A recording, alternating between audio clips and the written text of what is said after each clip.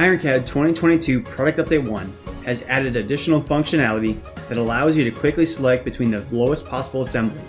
This is similar to the control click command, however it will follow any setting for preventing selection below assemblies or parts. You can see in our example that we have two assemblies in our scene. One allows us to go all the way down to the bottom with the control click command, and the other, when you do it, does not allow for selection.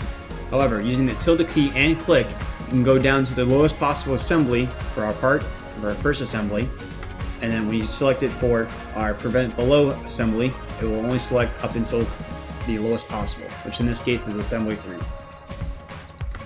Using this command and the tilde click command will select the lowest possible assembly in your tree and not go any further. However, using the control click command will always go down to the lowest part setting.